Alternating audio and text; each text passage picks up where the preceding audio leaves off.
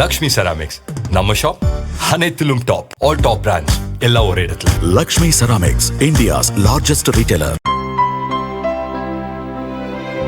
இனிமே கண்ணை மூடிட்டு கடலை எண்ணெய் வாங்கலாம். ஏன்னா மந்த்ரா கடலை எண்ணெய் இதயத்தின் தயாரிப்பு. வறுக்க, பொரிக்க, ஏன் எல்லா சமையலுக்கும் மந்த்ரா தான். மந்த்ரா கடலை எண்ணெய், அபார ருசி, ஆரோக்கியமான உடல் நலம். கரூரில் கடந்த ஆண்டு செப்டம்பர் 27 விஜய் பிரச்சார கூட்டத்தில் பேசிய போது நெரிசல் ஏற்பட்டு 41 பேர் இறந்தனர். இந்த சம்பவம் தொடர்பாக சிபிஐ விசாரணை நடத்தி வருகிறது. தவிக தலைவர் விஜய் 3 முறை டில்லி சிபிஐ அலுவலகத்தில் ஆஜரானார். அவரிடம் ஒவ்வொரு முறையும் பல மணி நேரம் விசாரணை நடத்தப்பட்டது. ஒவ்வொரு முறை சிபிஐ விசாரணையின் போது கரூரைச் சேர்ந்த முன்னாள் அமைச்சர் செந்தில் பாலாஜி மீது தனக்கு சந்தேகம் இருப்பதாக விஜய் கூறினார். எந்த அடிப்படையில் செந்தில் பாலாஜி மீது சந்தேகிக்கிறீர்கள் என கேட்டு அதற்கு விஜய் சொன்ன பதிலையும் சிபிஐ அதிகாரிகள் பதிவு செய்து கொண்டனர். மார்ச் 17 சிபிஐ விசாரணைக்கு ஆஜராக செந்தில் பாலாஜிக்கு சம்மன் அனுப்பப்பட்டிருந்த நிலையில் இன்று டில்லியில் உள்ள சிபிஐ அலுவலகத்தில் ஆஜரானார்.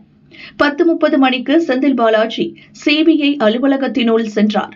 அப்போது சிபிஐ அலுவலக வாசலில் திமுக நிர்வாகி ஒருவர் செந்தில் பாலாஜி காலில் விழுந்து வணங்கினார்.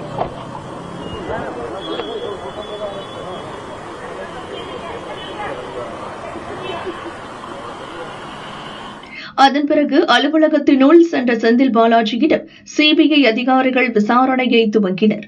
அதிகாரிகளின் கேள்விகளுக்கு செந்தில் பாலாஜி பதிலளித்து வருகிறார். சிபிஐ சம்மன் அனுப்பியது பற்றி செந்தில் பாலாஜி சில நாட்களுக்கு முன் விமர்சனம் செய்திருந்தார்.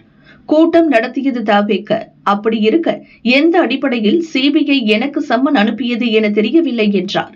பாதிக்கப்பட்டவர்களை பார்க்க எம்எல்ஏ என்ற முறையில் மருத்துவமனைக்கு சென்றதற்காக சம்மன் அனுப்பினார்கள் என்றால் மற்ற தலைவர்களுக்கும் சம்மன் அனுப்புவதுதானே நியாயமான நடவடிக்கையாக இருக்கும் எனவும் செந்தில் பாலாஜி கூறியிருந்தார்.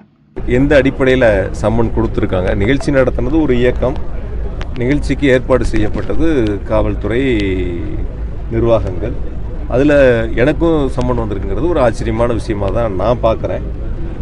அந்த வகையில் நேரில் போய் பார்த்துட்டு கேட்கக்கூடிய கேள்விகளுக்கு உரிய விளக்கத்தை கொடுக்க நான் ரெடியாக இருக்கேன். செந்தில் பாலாஜிக்கு சிபிஐ சம்மன் அனுப்பியதில் அரசியல் உள்நோக்கம் இருப்பதாக திமுகவினர் குற்றம் சாட்டும் நிலையில் விசாரணை முடிவில் என்ன நடக்கும் என்ற பரபரப்பு தமிழக அரசியலில் பெரும் பரபரப்பை ஏற்படுத்தியுள்ளது.